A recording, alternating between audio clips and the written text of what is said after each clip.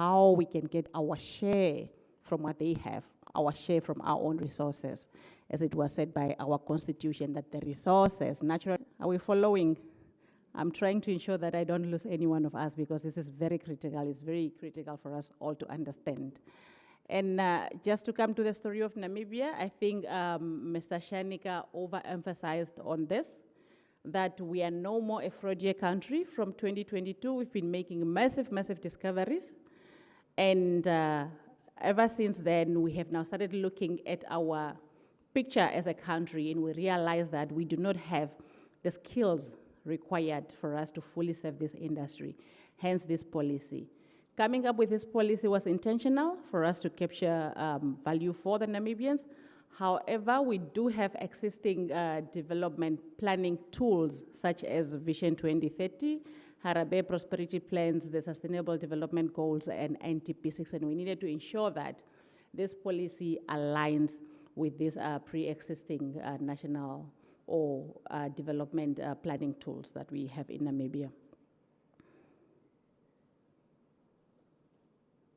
Okay, and as I indicated before, we are not starting this from scratch. We are not taking this from anywhere else or from just the international best practice. We are building on our Namibian constitution, which vests the resources or the natural resources in the hands of the state, and the state is me and you.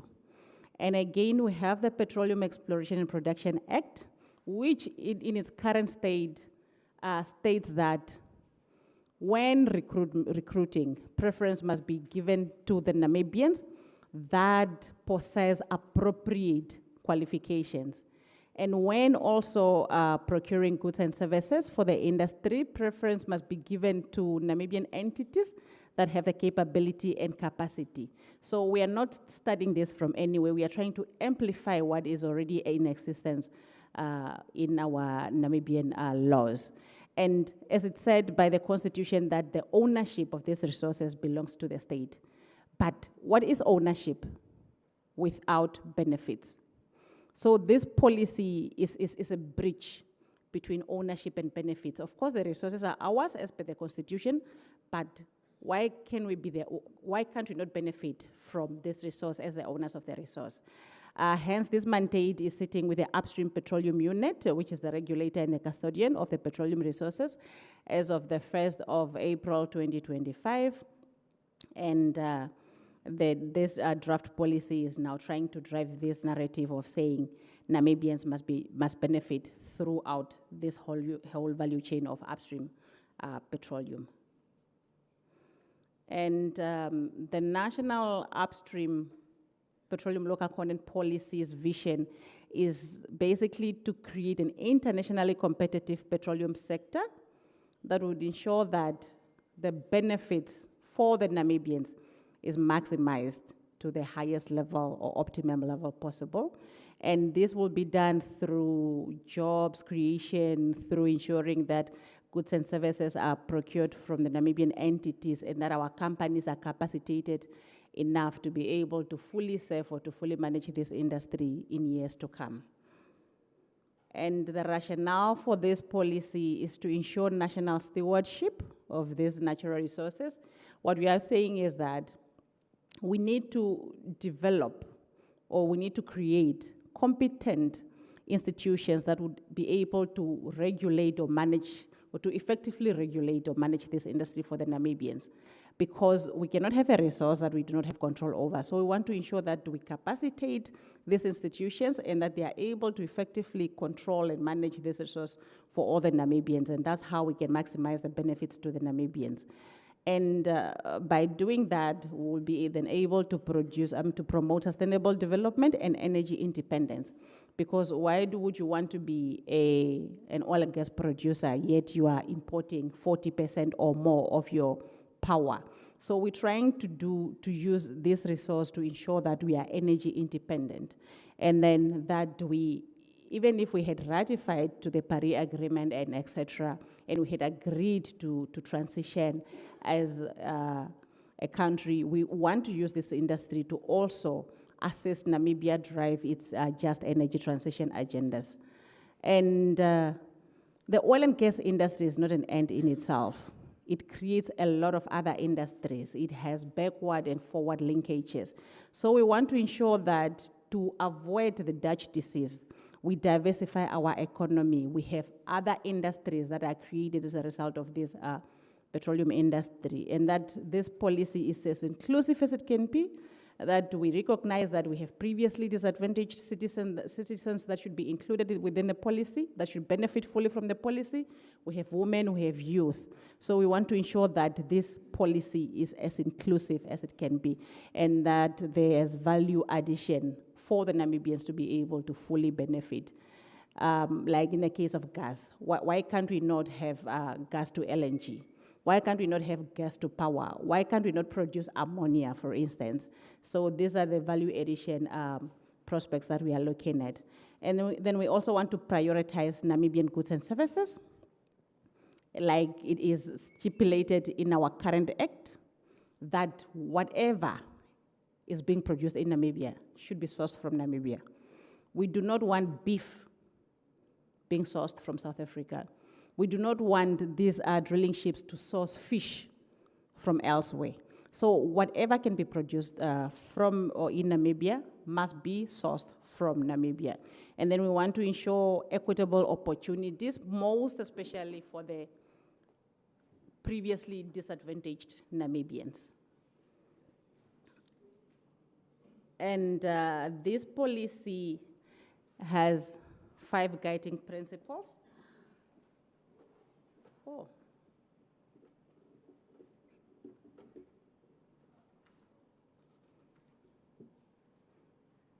The policy is guided by these 5 principles. Number 1 is progressive development and impact focus. What we are saying by this principle is that we are a small economy, and this industry is huge and is very international. Hence, we are not ready or capable at this point to fully serve this industry. Therefore, we are going to adopt a phased approach for us to grow with the industry, to be able to then at some point fully serve the industry. So what we are saying is that if the industry needs or requires 100 engineers, us being cognizant of our capability, we do not want to say 100% of these engineers must be sourced from Namibia. We are saying, for now, for the first year, ensure that 10 engineers are from Namibia. The second year, let's increase that to 20, and so forth. And these decisions or these targets are guided by the studies that will be done from time to time to understand the true picture of the Namibian capability. But we also want to focus on the areas that are more impactful. What this means is that the government will identify and prioritize the strategic sectors for capacity development with an expectation that as a capacity develops, local content requirements will increase or will change. And given the risks associated with this industry, the government is committed to upholding the highest health, safety, and environmental standards, meaning for all the industry players in Namibia, they will be required or they will be held accountable to national laws and to the international best practices. And as much as we want to realize the goals of this policy, we do not want to compromise on quality and safety standards. And for this industry to thrive, it's very, very essential that there's strong partnership between government and industry.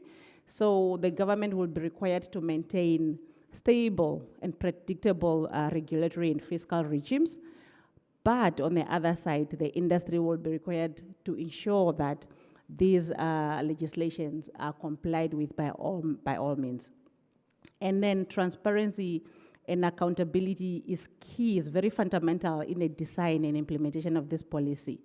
What we are saying is that we will ensure that in the licensing processes, contract award processes, there's high transparency and that there's clarity in beneficial ownership. So efforts will be geared towards ensuring that we foster transparency when it comes to decision making for contracts, etc. This is just to build trust within the sector and for sustainability of the sector. And then we'll ensure that we adhere to international best practices. By this, we mean we'll be learning from best international examples. We'll ensure that we keep current with the industry trends. And then we adopt proven measures that has worked with regards when it comes to local content development. But most important, or the key or the heart of this policy, is the objectives. What are the dreams of this policy? What are the ambitions? What do we want to achieve? Where do we want to go? And these are the policies of these are the objectives of the policy. Number one is to establish regulatory and institutional framework for local content. The government is determined to create competent institutions that would monitor this industry, that would ensure that this industry is effectively regulated. And we will be focusing on having these companies at application stage, providing the government with local content plans, which then will be the tools that the government or the regulator will use to monitor performance over time. And in these local content plans, we just do not want to see how many people you want to employ. We want to see your project, how long it is, how many employees are required, how you plan to capacitate them, etc. And the prioritization of local goods and services, I think I've overemphasized that. What we are saying is that when the industry requires goods and services to be procured, we want this to be publicly advertised in Namibia for the Namibian entities to get a fair chance to apply or to compete for these tenders. And we want the Namibian entities also to be given a fair chance where they do not have full capacity. Can we not have mechanisms to take them on board, capacitate them through time, etc.?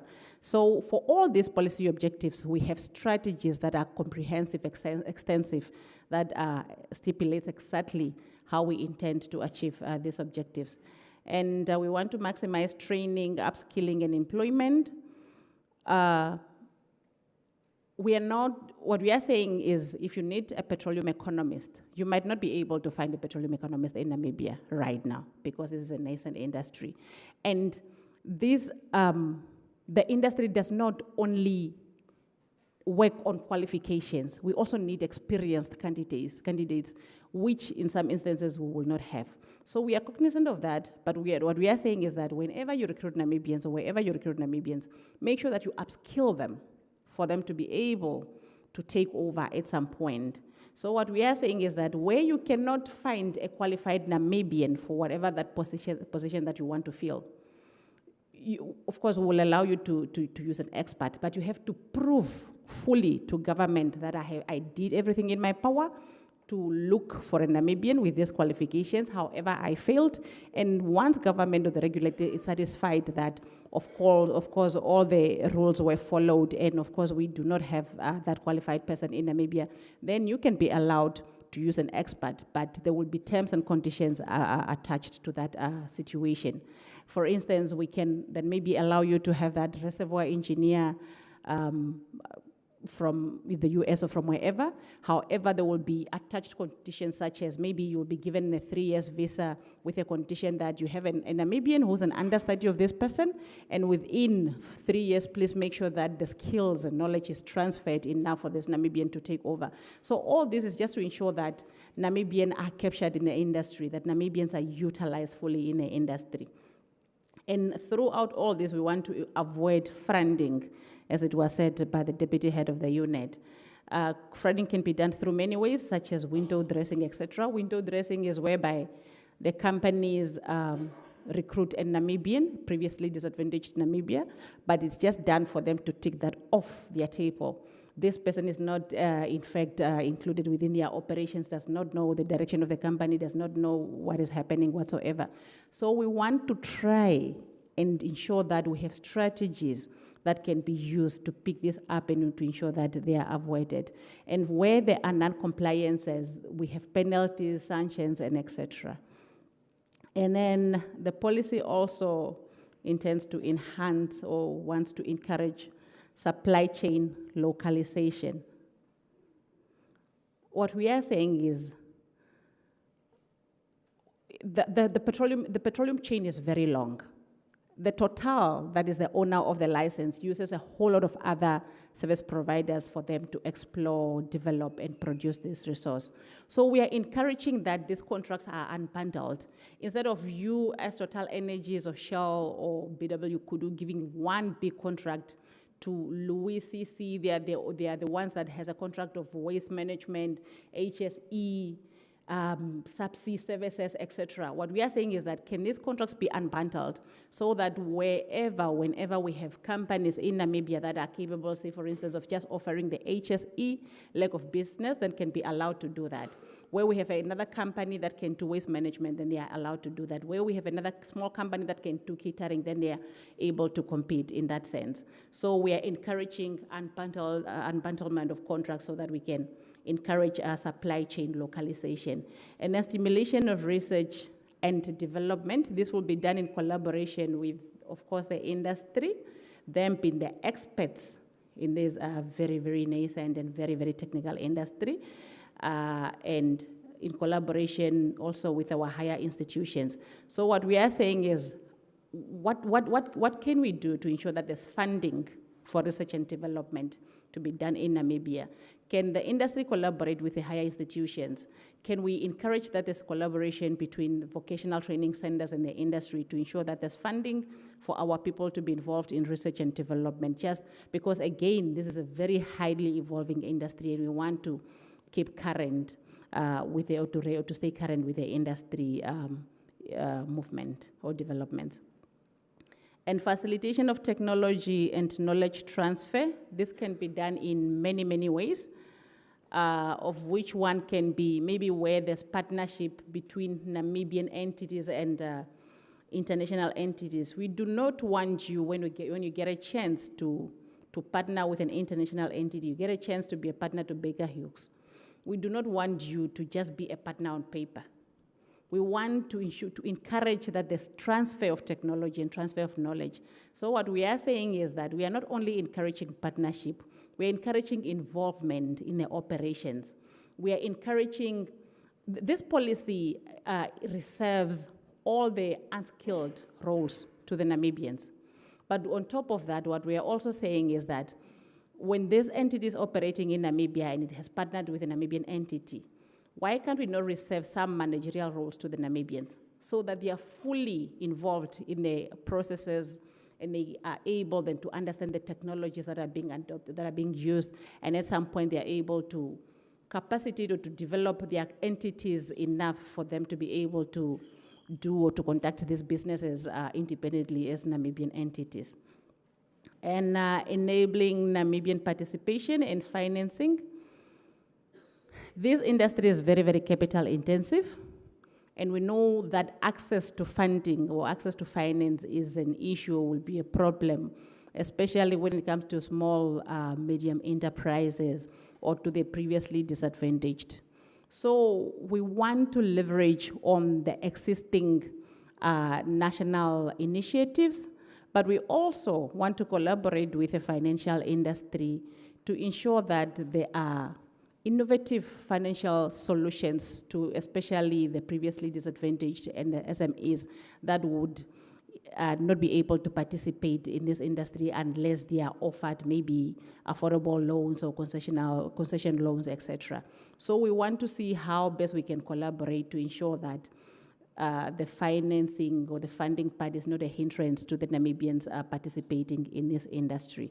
And again, there are exhaustive strategies within the policy that will be rolled out to ensure that we realize these goals. And foster collaboration between international and local entities. I think I've spoken to this one. We are encouraging the entities or all the international entities that are interested in participating in the Namibian oil and gas industry to always partner with Namibian entities. What we are saying is that for you to compete in a Namibian tender for operations in the Namibian waters or in the Namibian oil and gas industry, you must have shareholding, or there must be a Namibian entity partnering with you. And there will be weighed on how much Namibian percentage or how much Namibian shareholding you have. So the more, the better. And I think that will encourage that these companies do everything in their power to partner with Namibians as broad as possible. But again, we do not want you Namibians to only be partners on paper. We want you to seize the opportunity. We want you to be as nosy as you can be, to ensure that you are involved throughout, that you understand their local content development plans, you ensure that there are Namibians that are being trained, you ensure that the management roles are also given to Namibians, and you are just not a partner on paper. And you'll find some companies that, the last one, there's a company operating in the Namibian oil and gas industry, but the procurement division is sitting in Houston. HR division is sitting in Houston. How do we drive local content with such? So what we are saying is that all the services that can be localized must be localized. Of course, we understand that there might be some technical services that cannot be localized, maybe like data interpretation, so forth, that we can allow if we understand that there's no capacity in Namibia. But why should we have procurement for a Namibian project being done in Namibia happening in Houston? So this policy is trying to discourage these practices. And you're probably wondering why, as government, we have decided for a phased approach as opposed to just having very high levels of local content to ensure that we cascade the benefits from this industry. There are disadvantages to having high levels of local content, especially for Namibia, most especially for Namibia, being cognizant of the size of our economy. And the levels of local content or local content requirements usually is guided by a study that must be done before you come up with the targets. You need to understand the true picture on the ground. You need to understand your capacity and your capability as a country. And once you understand that, that's when you now come up with the local content requirements or targets. As much as having high levels of local content can fast-track job creation, skills development, SME growth, etc., there are many huge disadvantages. One is capacity gaps. You'll then never be able to develop because those capacity gaps will exist. Of course, we do have capacity gaps right now. We have entities, we have conducted, we did a baseline study. We found that we do have entities, but not all these entities are meeting the standards for them to be able to be fully utilized by the industry.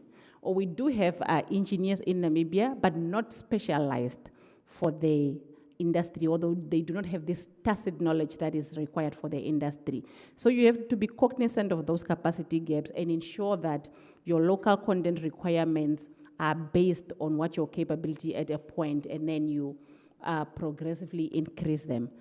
And then it will be also costly for these investors, because then if you have high levels of local content, what you are telling them is that for you to operate in Namibia, we need you to have 50% local content. So what you are saying is, do not start operating now, go and develop these capacities and come back. And it's costly for them to develop these capacities. And mind you also, the exploration expenditures, or all these expenditures, all the monies that are spent by these companies to explore up to production are cost recoverable, meaning it's the government that has been paying for this. And once they start making their money, they will have to take what they have been spending before we can now start receiving taxes and so forth as government. So the more costly it is for them, then the more disadvantaged the government will be. And then there will be risks. This will encourage funding, because if your requirement clearly stipulates or says that only 50% local content or nothing, and myself being an investor interested in participating in this space, I know that you do not have that capacity or that capability.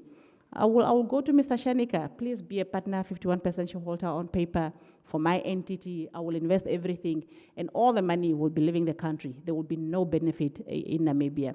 So you have to ensure that you are as realistic as you can be for you as a country to be able to benefit. And then there will be delays in project timelines, which we do not want, of course, because we are racing with the energy transition agenda and a risk of protectionism, of which everyone will tend to do. This means if the terms in Namibia are not that friendly, I will look for another jurisdiction with more friendly terms and conditions, and that's where I will invest my money. So there are pros and cons for having very high levels of local content. It's why we are trying to ensure that we have realistic levels of local content requirements, and then with time we increase, or as capacity develops, we increase this. And when it comes to implementation of this framework, it's not a one-man show. The upstream petroleum unit alone cannot do it. We need, even the government of Namibia alone cannot do it. We need a whole lot of entities to come on board. We need you as individuals, as Namibians. We need the communities. We need the petroleum industry. We need higher learning institutions, etc. But these are the 4 key implementers of this policy. The upstream petroleum unit will be responsible for ensuring compliance. And this is what I indicated before, that for a contract award or license award stage, the petroleum companies will be required to submit or to produce a local content plan. And this is the plan that will have to be approved by the regulator, and will have to monitor them or their performance against this plan on an annual basis. So, and where there's non-compliance, there will be implications. It can be in a form of fines, sanctions, or we can even decide to revoke licenses. So we want to ensure that we develop robust monitoring and reporting systems to ensure there's transparency, but also that there's trust within the industry, that the industry is able to make profits out of this industry, but also Namibians are benefits from the industry as the owners of the resource. NAMCO, it has forever been an eye of government. They are participating in this industry. They are participating in commercial businesses on behalf of the government. So they will continue with their commercial interest, but in doing so, they will also be there to ensure that all the national laws, etc., are complied with. Petrofund has to date, has trained over 400 Namibians. We want to ensure that these numbers increases, and that we do not only now train qualified degree qualifications, that we go as far as also ensuring that we have trade qualifications that are also required in the industry, that the scholarships are increased, the skills development, that they support research, they support our higher learning institutions, etc. But at the heart of this policy is youth and women. So again, also Petrofund will ensure that youth and women are included, especially when it comes to capacity building for them to be able to fully participate in the industry. And the operator, for the operator to continue operating in the oil and gas space in Namibia, they have to at all times comply with the requirements of local content policies and its laws. They will be required to prepare local content plans, and these plans must be as broad as possible. We need to understand who are you training, who are you using as your service provider, what modalities are you rolling out to capacitate these service providers, how much percentage are the Namibian holding in these companies, etc. These plans will be as detailed, as broad as possible. And these are the plans that will be monitoring their performance against. And where there are non-compliances, they stand a good chance for their licenses to be revoked or for their, to get fines. Or, like in the case of Ghana, what they do is that for you to use an expert in the Ghanaian oil and gas space, it has to be approved or authorized by the regulator and many other authorities. But if you happen to use an expert without this necessary authorization, they fine you that expert's salary times 12. So that's deterring enough. If you are using an expert without proper authorization or approvals, and you are paying that expert $100,000 a month, and they find that that was not authorized, then you'll be liable to pay the regulator 1.2 million, just because you did not follow the procedures. So we'll ensure that we come up with our laws are as strict as possible, or they will hinder these practices as much as possible. And to conclude, it was a very short presentation. This policy will apply across only the upstream part of the space, which is now the exploration, development, and production. And then I think the transparency point was emphasized by the very first speaker, that we need to ensure it's very, very fundamental that we are as transparent and we are as transparent as we can be. So we want to ensure that this policy is transparent and that there's trust between the regulator and the industry. And we also want to ensure that it's inclusive and that we always adhere or follow global best practices.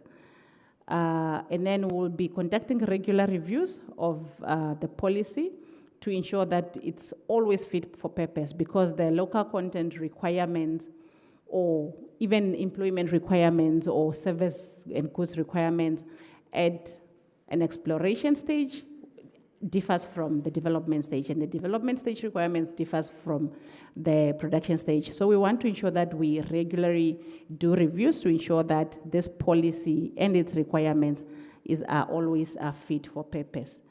And the overall goal of all this I've spoken about is to ensure that we have shared prosperity as a country and that we reduce inequality. We are aware that Namibia has one of the highest inequalities globally. So we want to use this industry to ensure that these levels of inequalities are reduced and that we drive sustainable development through this sector. And that brings me to the end of my presentation. I thank you.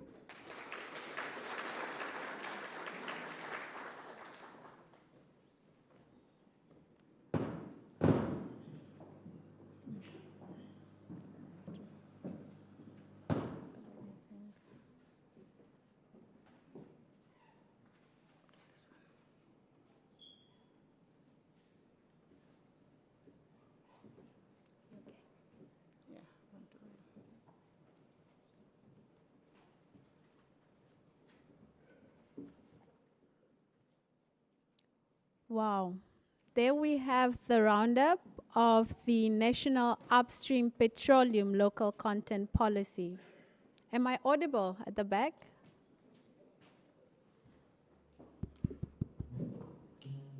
All right. Thank you for the sound. Another round of applause for Louise, please.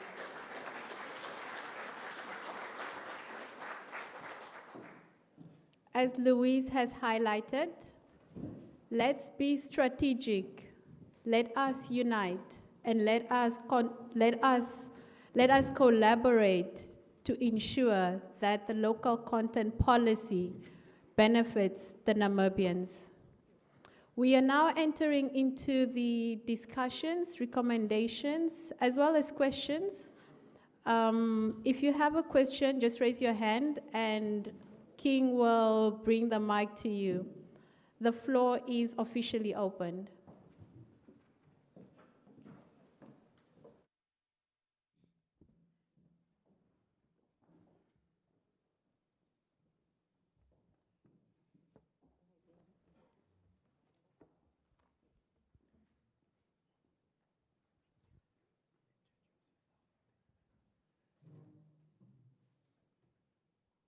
Good morning, everyone.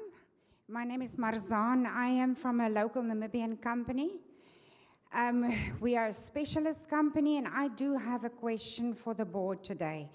I did have the chance to study the policy before today, And we came across something, we were very excited about the local content. Now, I've been working with the oil and gas industry now for over a year. It's been part of my focus. I've spoken to a lot of people, did a lot of research, and I found that the way that they operate, like you said earlier, you know, they want people that have the capacity to do what they need, because it's a very large operation. And if you think of upstream, there's a lot of things that they need, but they need capacity.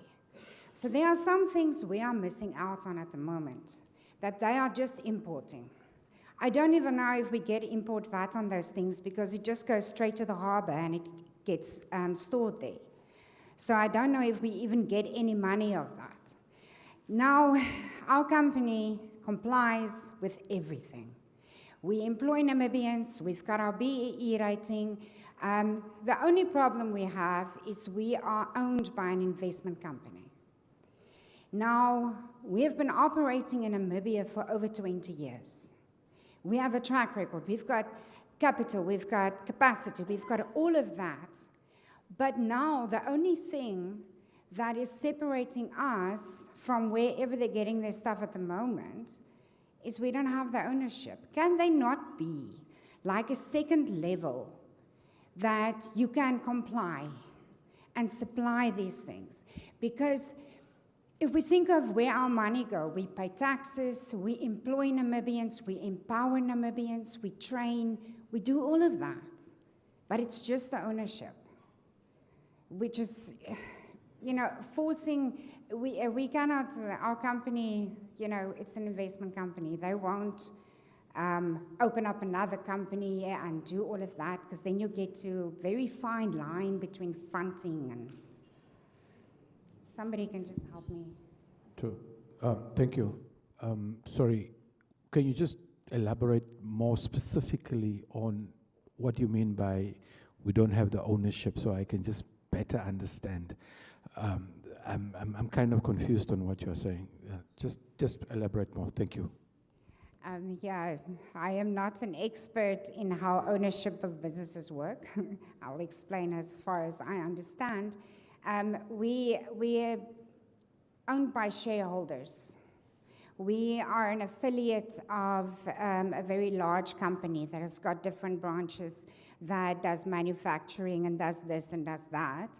And we're one of those branches. But we are registered in Namibia and have been here for over 20 years with a very good track record, compliance in everything. So does that answer your question? Not? Our shareholders is not Namibians. Who are the beneficial owners of this company? Is it Namibians or is it people from outside? So you have, under BIPA, basically two ways of how companies are doing things. One is that you have international companies that are registered in Namibia through either a subsidiary or an affiliate company, and then you have a company that is considered a local company that exists of 51% of Namibians. That is now regarded as a local company. The shareholding is 51% and more of Namibians. So in your case, if I understand you correctly, this is just a international company registered locally. Is it how I understand you? Thank you. So basically, there is no way that we can get involved in this. I'm just thinking, I'm sorry, I'll stop now, but we are missing out, you know? We are here to hear your voices. So feel free to express yourself, feel free to raise your concerns. I don't want you to say, if I'm living here, I wasn't given the platform and opportunity. It's your day today. So we have taken note of that. Thank you so much. But if you feel still you want to expand, you're more than welcome to do so.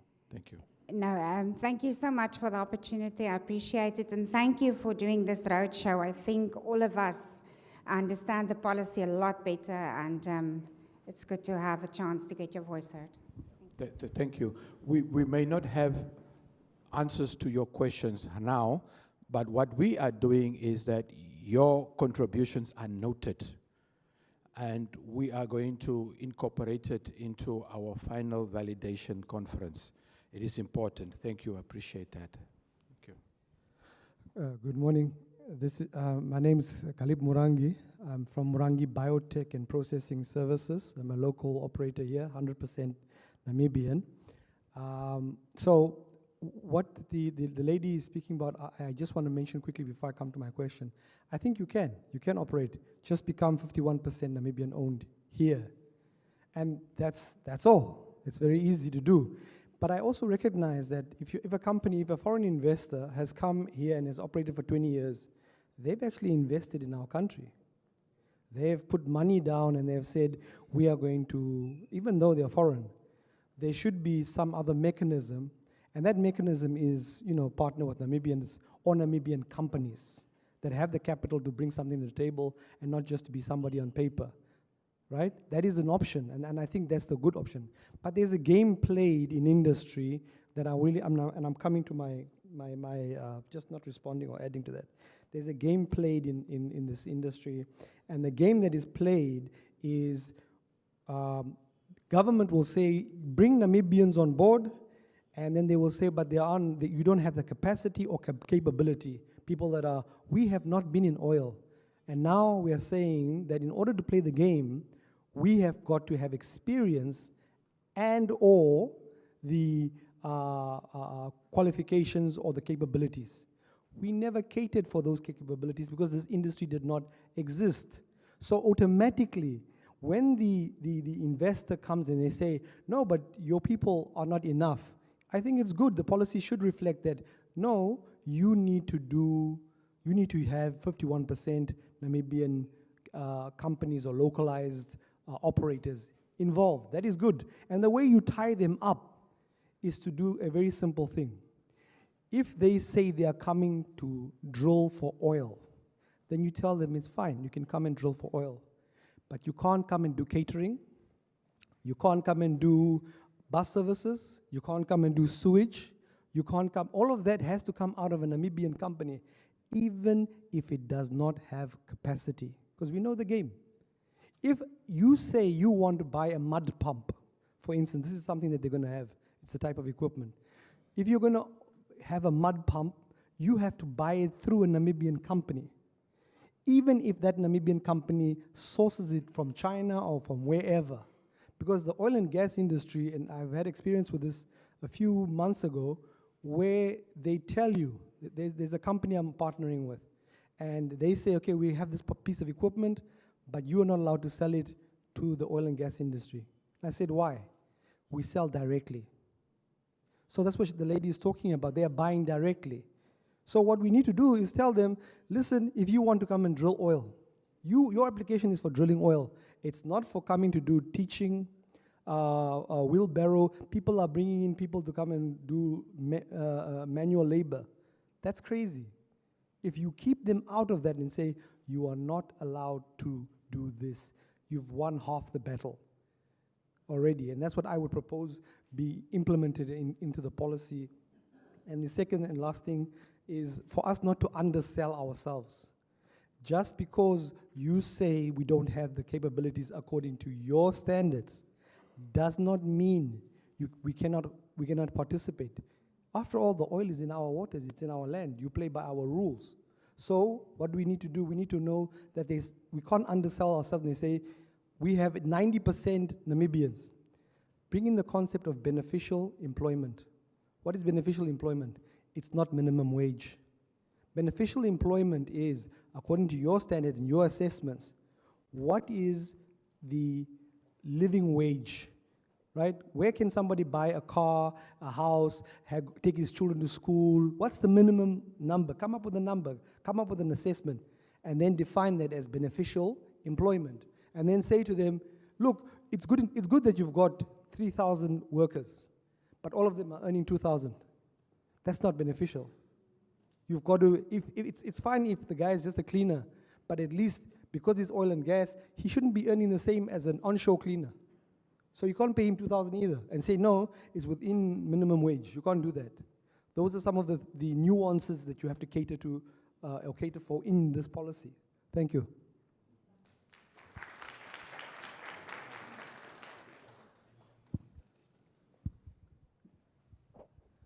Sorry, ladies and gentlemen, the following vehicles or license plates, kindly please remove your vehicle as you are blocking. It is N7202 Walvisbay, N32513 Walvisbay, N28727 Swakopmund, and then a private number plate, JMO, JNR. I think, is this an I or one? Yes. Kindly please remove your vehicles. Thank you.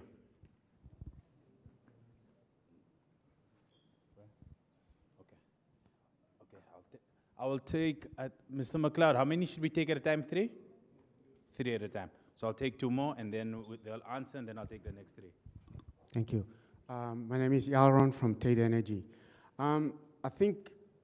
Thank you for the presentation and being here today.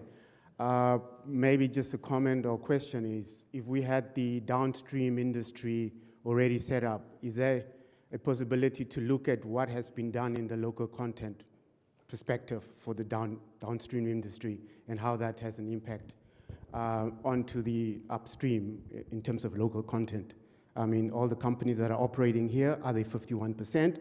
The engines and the shells and everything else, are they local, 51% Namibian owned in terms of downstream? So maybe you have to look how those ones are set up and how we can use those into the upstream sector. The other question is in terms of enforcements and policies, does the government have enough resources in terms of implementing those enforcements in terms of the policies that we want to set up, or where will we get the skills? And is there an independent regulator that is being looked at to actually implement the upstream policies? And whether, because the mention of the 4 drivers or the framework is that NAMCOR is involved. So if that NAMCOR is also the player and the operator, where do they play in terms of the regulations and policy enforcement? Thank you. Sorry, who's the next one here? Closest, okay.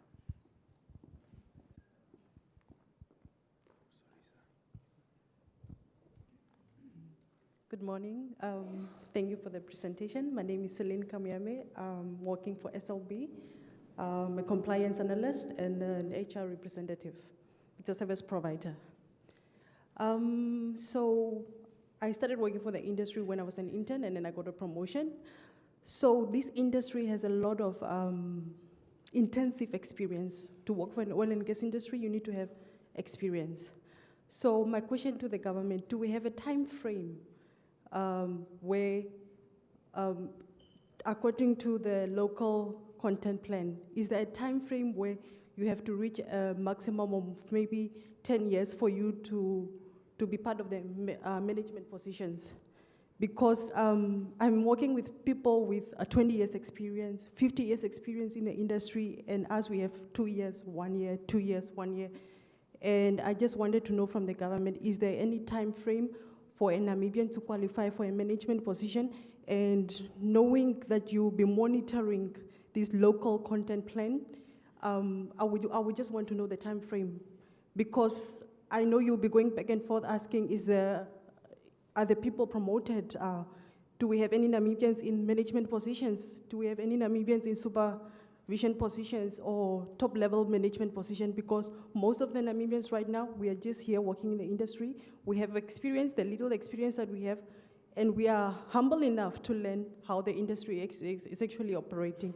But with this local content plan, and you guys are monitoring and reviewing on the time frame, is there any a limitation when it comes to their working experience to the government for a Namibian to qualify for a management position?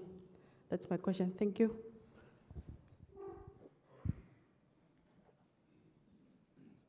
Okay, of course you are right. You have said it right that this industry is a bit very technical, but we must also understand the distinction that exists between the technical roles, such as engineering, geology, etc., and the supporting roles in finance, HR, procurement, etc.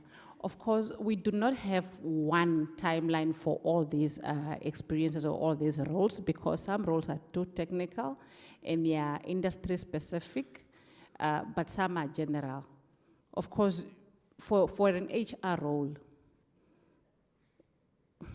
I don't know what I should say, but you don't need much time for you to be able to be promoted. You just need to be exposed to the system, and as soon as you understand the system, you must be able to get promoted. So the time frames will be there, but will be specific to the role that is being spoken about or under consideration, and this will be stipulated in the supporting legislation documents, not in the policy, because the policy is just